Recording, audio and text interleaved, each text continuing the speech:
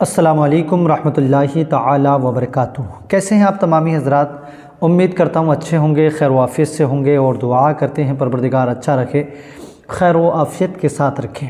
6 رجب بروز منگل، آپ یہ تاریخ یاد رکھیں، اور یہ 30واں پارہ یا قرآن مجید میں آپ 30واں پارہ نکال لیجئے گا۔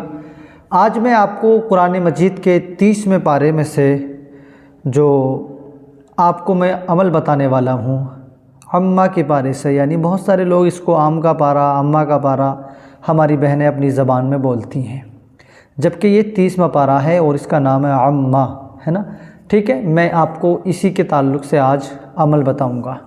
اسی پارے میں سے ایک سورہ ہے جو بہت چھوٹی سی، بہت مختصر سی ہے، جس کو آپ نے اس 6 رجب کو یہ عمل کرنا ہوگا۔ سب سے بہترین عمل رہے گا یہ آپ 6 رجب ہی کو کریں، اور اگر 6 رجب میں کسی وجہ سے نہ ہو سکے تو آپ اس عمل کو 13 رجب میں بھی کر سکتے ہیں، یا کہ پھر 27 رجب میں بھی اس عمل کو کیا جا سکتا ہے، یا پھر 15 رجب کو بھی۔ یہ وہ تاریخیں ہیں، ان تاریخوں میں اللہ تبارک و تعالیٰ کے نیک بندوں کی یادیں وابستہ ہیں، تو ایسی تاریخ میں کوئی بھی جب عمل کیا جاتا ہے تو یقیناً اس کو فیضان اللہ تبارک و تعالیٰ کے ولی کی بارگاہ سے بھی ملتا ہے، اور پھر اللہ کی بارگاہ میں جو پڑھا جاتا ہے اس کے قبول ہونے کا چانس جو ہے وہ زیادہ بڑھ جایا کرتا ہے۔ تو میں اسی لیے آپ کو یہ تاریخیں بتا رہا ہوں۔ پہلے تو آپ 6 رجب کے متعلق ہی سن لیجئے گا۔ آپ نے 5 رجب کی شام سے، یعنی مغرب کی نماز کے بعد سے، 5 رجب کی مغرب کی نماز کے بعد سے لے کر 6 رجب مغرب کی نماز سے 20 منٹ پہلے تک کسی بھی وقت میں یہ عمل کر لینا ہے۔ یہ جو پوری رات اور یہ جو پورا دن ہے مغرب کی نماز سے 20 منٹ پہلے تک کا، یہ 6 رجب ہی میں مانا جائے گا، ٹھیک ہے؟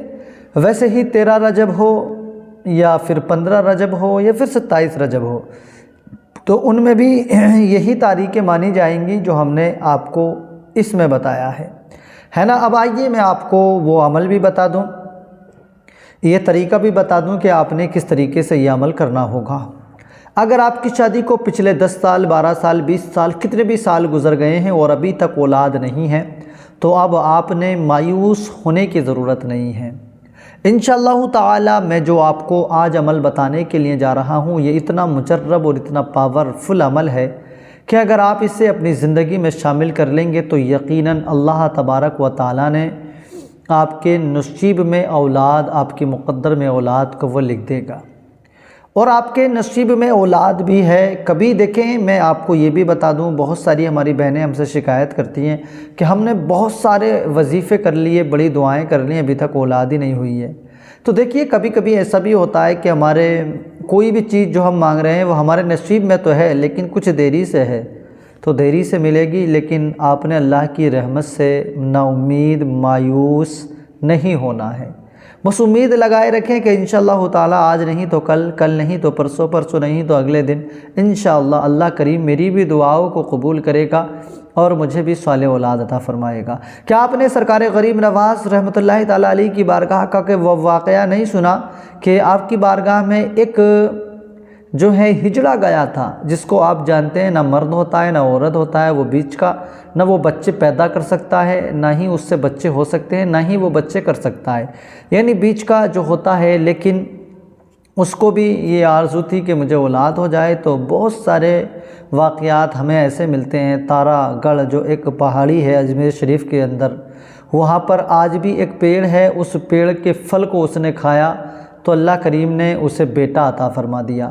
تو وہاں پر یہ آج بھی مانا جاتا ہے کہ اس درخت کے پھل کو جو بھی کھاتا ہے اور امید رکھے، ارادہ رکھے کہ میں یہ جو پھل کھا رہا ہوں اولاد صالح کے لیے کھا رہا ہوں، اور وہاں پر تو بہت زیادہ لوٹنے کھسوٹنے کا کام وہاں پر ہوتا ہے۔ بارہا اللہ کے ولی کسی کے دل کو توڑنے کے لیے نہیں ہوتے، وہ ہمیشہ جوڑنے کے لیے ہوتے ہیں۔ تو آپ پھل کھائیے، وہاں پر نظر و نیاز اپنی حسب حیثیت کے مطابق آپ بول دیں، اللہ کریم مجھے اولاد دے گا، میں سرکار غریب نواز کی بارگاہ میں آؤں گا، 50 بھوکوں کو کھانا کھلاؤں گا، 20 بھوکوں کا کھانا کھلاؤں گا، 50 مانگنے والوں کی مدد کروں گا، 100 روپیہ دوں گا، 50 روپیہ دوں گا، مطلب جو بھی آپ کی حسب حیثیت ہو کہ میں 1-2 غریب بچوں کو کپڑا بنا دوں گا، مدرسے کے 1-2 بچوں کو کھانا کھلا دوں گا، مطلب جو بھی آپ کی حیثیت ہے وہ آپ بولیں، اپنی حیثیت سے آگے بالکل نہ بڑھنا۔ قرض لے کر کوئی بھی کام آپ نہ کرنا، اور وہاں کے لوگوں کی اگر باتوں میں آپ آ گئے تو وہ بیج بھی آپ کو وہ 500-1000 روپے کے دیں گے اور آپ سے کئی ساری منتیں رکھوا لیں گے تاکہ آپ کو اولاد ہو تو وہاں پر آپ آئیں۔ یہ آپ پہنچیں، میں یہ بھی نہیں کہتا ہوں غلط ہے، آپ جائیں تو آپ وہاں پر اپنی خوشی کا اظہار کر سکتے ہیں۔ جب اولاد مل جائے تو آپ اپنے طریقے سے خوشی کا اظہار کر سکتے ہیں، لیکن وہاں دینے سے بہتر کسی نہ کسی غریب کو، بے سہارا کو، جس کے سر پہ چادر نہیں ہے، اسے چادر دیں اور کہیں میرے غریب نواز، آنا تو میں آپ کی بارگاہ میں چاہ رہا تھا، یہی چادر میں وہاں چڑھاتا، لیکن مجھے آپ کے دعاؤں کی ضرورت ہے، میں نے اس چادر کو اس بیوہ کے سر پہ، اس یتیم کے سر پہ چڑھا دیا۔ یقیناً اتنی خوشی انہیں وہاں چادر چڑھنے سے نہیں ملتی جتنی کہ اس سے مل جائے گی، یقین جانے، ہے نا؟ تو کوئی بھی آپ ایسی منت اپنے دل میں مان لینا جو کہ آپ کر سکتے ہوں۔ اب آئیے میں آپ کو عمل بتاؤں۔ 6 رجب میں نے آپ کو وقت بتا دیا اور ٹائم بھی بتا دیا اور کئی ساری تاریخیں بھی میں نے آپ کو بتا دی ہیں۔ ان تاریخوں میں آپ نے میٹھے چیز کوئی اپنے گھر پہ تیار کرنی ہے، جس سے حلوہ، میٹھے چاول، کھیر، کوئی بھی میٹھی چیز اپنے گھر پہ آپ نے بنا لینی ہے۔ بنانے کے بعد میں آپ نے سب سے اول میں درود شریف سے بھی پہلے آپ نے 11 مرتبہ استغفار پڑھنا ہے۔ استغفر اللہ ربی من کل ذنب واتوب الیہ، اس کو 11 مرتبہ پڑھنا ہے۔ اگر پورا یاد نہیں ہے تو استغفر اللہ استغفر اللہ استغفر اللہ، اس طریقے سے آپ اس کو 11 مرتبہ پڑھ لینا۔ اور اس کے بعد میں آپ نے 3 مرتبہ درود پاک پڑھنا ہے۔ درود پاک سب سے بیسٹ رہے گا درود ابراہیمی، اللہم صلی علی محمد وعلی آل محمد کما صلیت علی ابراہیم وعلی آل ابراہیم انک حمید مجید، اللہم بارک علی محمد وعلی آل محمد کما بارکت علی ابراہیم وعلی آل ابراہیم انک حمید مجید۔ یہ ہے درود ابراہیمی جو میں نے 1 مرتبہ پڑھی ہے، اس کو آپ 3 مرتبہ پڑھ لیں۔ یا اس کے علاوہ کوئی اور درود پاک بھی جو آپ کو یاد ہو وہ آپ 3 مرتبہ پڑھ سکتی ہیں۔ 3 مرتبہ درود پاک پڑھنے کے بعد میں، یعنی یہ اس وقت میں پڑھنی ہے جب میٹھی کوئی بھی چیز آپ نے اپنے سامنے رکھ لینی ہے۔ اس کے بعد میں آپ نے یہ 30واں پارہ لے لینا ہے، اور اس 30ویں پارے کو لینے کے بعد میں آپ نے آ جانا ہے آگے، ہے نا؟ اس 30ویں پارے کو لے کر آپ نے نکال لینی ہے کون سی صورت، یہ میں ابھی آپ کو بتانے کے لیے جا رہا ہوں۔ آپ نے نکال لینی ہے سورہ علم نشرح، ٹھیک ہے؟ سورہ علم نشرح جو 18ویں رکوع سے لے کے 19ویں رکوع تک ہے، یہ 4 لائنوں پر مشتمل ایک سورت کا نام ہے، سورہ علم نشرح مکیہ، ہے نا؟ ایک رکوع ہے، اس میں 8 آیتیں ہیں۔ آپ نے اس کو ایک بار میں پڑھتا ہوں، آپ نے پھر اس کو کتنی مرتبہ پڑھنا ہے یہ میں بتاؤں گا۔